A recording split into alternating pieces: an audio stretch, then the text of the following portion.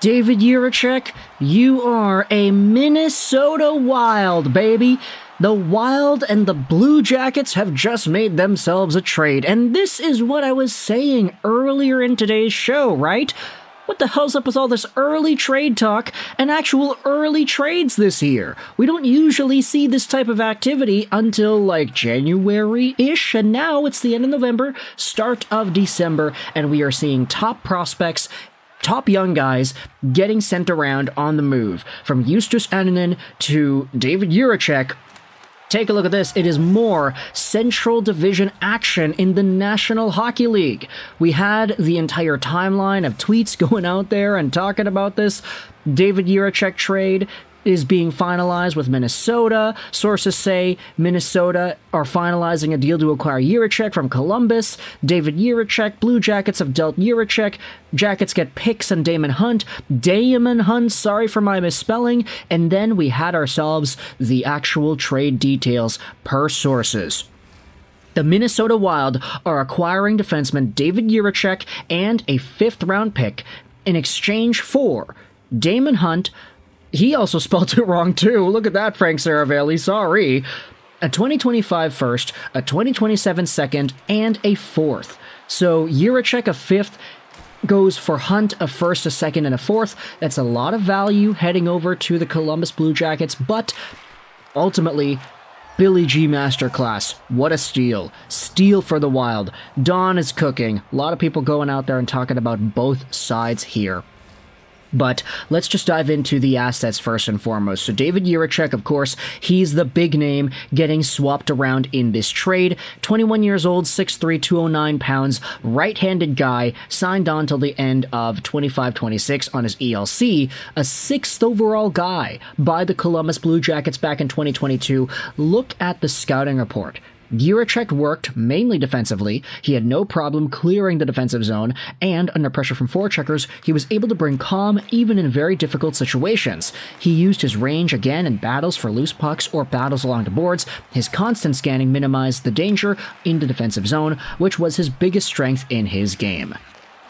David Jiricek was a guy whom a lot of us thought could have had top 2 NHL defenseman potential because he was at 11 points in 29 games in the top Czech league as a 17-year-old. And then at the World Juniors, he had 4 points in 7 games, again as a 17-year-old. The year after, he ended up going to the Cleveland Monsters and had 38 points in 55 games over there. Fantastic production for an 18-year-old. And it was really great to see him do his thing at the World Juniors as well. He was a point per game over there. The season after, he had 19 points in 29 games in the AHL and 10 points in 43 NHL games. But this season, with the claiming of Dante Fabro, with all the other guys that the Blue Jackets are putting stock into defensively, there was not a spot for David Jiricek to grow and prosper his NHL development. Now you can say, oh wait a minute, if this guy's not good enough to crack the Columbus decor, if he's getting sent down to the AHL and he's not able to play over the guys they have in Columbus, then he must be bad, right? And honestly, I think a lot of Blue Jackets fans would disagree with that notion. It seemed to have been more so of a question like, hey, what are the Blue Jackets doing? Why are they not prioritizing David Jiricek's ice time nor development? Why are they not giving this guy a chance to actually do his thing? If you head over to his game log here in the National Hockey League, I mean, what? Did he actually have any games? Yeah, he did, but they're not showing up here on Elite Prospects, unfortunately. But this was a guy who only had 6 games played with the regular Blue Jackets. He wasn't being played. The claiming of Dante Fabro shoved him down to depth chart even more, and it was quite evident that a trade was on the horizon. Minnesota did emerge as the front runner, so seeing this go down with the Wild, not all too surprising. Now, if you go over to the Minnesota Wild and their line combinations, you will see a few interesting names. Now, firstly, this team has been fantastic. Kirill Kaprizov, Marco Rossi, Matt Boldy, they've been fantastic players this season. And yeah, no, look at that. Number 1 center Marco Rossi. You'll love to see it. Absolutely love to see it. But with D, they have themselves a bunch of guys here. I don't think Jiricek is necessarily going to dethrone a Zach Bogosian even. Like, I know you can say what you want to say about Bogosian and his capabilities, but I think for the Minnesota Wild, they might just insert Jiricek into a few games here and there. It doesn't seem to me like he's going to get a significant role right away. But, of course, this is a much older, much tougher D-core to crack. Brock Faber, of course, is the highlight here. Jacob Middleton, as well, has been very underrated this season. And then, of course, the captain, Jared Spurgeon, is also there, too. It's a tough D-core to crack, but it's certainly a lot more respectable, I would say, than what the Columbus Blue Jackets have, considering they do have, like, Jake Christensen and Jordan Harris. Damon Severson's a guy who could be tossed around there in some trade conversations as well. But ultimately, David Jiricek was having a difficult time in Columbus. He ended up getting sent over to Minnesota, and the guy coming over in exchange is Daemon Hunt. 22 years old, 6'1", 201, left-handed guy, drafted by the Minnesota Wild in the 2020 draft, 3rd round, 65th overall. So he's 2 years older than David Jiricek. Take a look at the scouting report over here.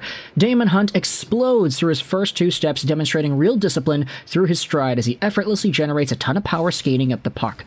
He closes gaps early, uses backwards mobility to match the attacker's speed, and funnel plays wide. He has the element of physicality and problem-solving skills to slow odd-man rushes for support.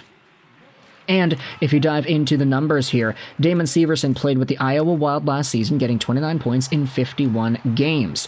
This season, he had split the load between the Minnesota Wild and the Iowa Wild. In Iowa, he had 4 points in 9 games, which isn't necessarily great. David Jiricek is a little bit better points production-wise if you want to talk about just AHL points and, of course, NHL sample size.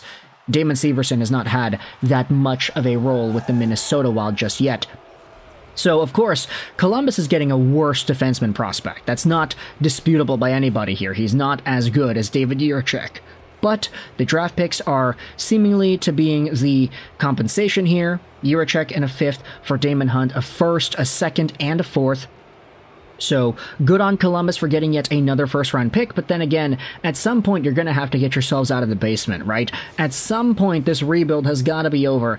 I'm not too sure if this is a trade, though, that really helps that, but at the same time, if you really do believe in Daemon Hunt, and you think that he's a little bit further along in his development than David Jiricek, then okay, I can understand this trade from the CBJ point of view, especially since David Jiricek was unhappy and there was never going to be any sort of an easy way out in this situation anyway. Let's just refresh the page here, seeing if there's any extra ideas that we need to look at. Aaron Portzline. Let's go out there and read his Twitter. What do you think of the return? Waiting to confirm the return. I've heard there are more picks involved in the trade than have been reported. Okay, if there are more picks, then okay, maybe it actually works out a little bit better for Columbus. I would have thought that there might have been a little bit more, but to be honest, it's interesting to see just the way this trade has evolved. Aaron Portzline also says, I will be curious to see if Jiricek, now at the Wild, will go straight to the NHL and play heavy minutes, or he'll go play for the AHL's Iowa Wild. The Blue Jackets clearly didn't think he was ready. Jiricek has believed he was ready for about 2 years now. And quite frankly, I would agree. He was so good in the AHL, he had nothing more to prove there. It's just so much more difficult to crack that Minnesota blue line than it is to crack that Columbus blue line. So it might actually be a little bit more difficult for Jiricek to do that. Daemon Hunt is a depth defenseman coming back to the Wild in the deal, from the Wild, but the centerpiece of the CBJ return is the draft picks, including a 2025 first-round pick. Jiricek was the 6th overall pick in 2022. So that's a scoop here. Let me know your thoughts in the comment section below. How do you feel about this trade right here? Daemon Hunt and a whole bunch of draft picks in exchange for David Jiricek and another draft pick. Let me know your thoughts in the comment section below. How do you feel about this saga being over? I hope you enjoyed this video. And bye.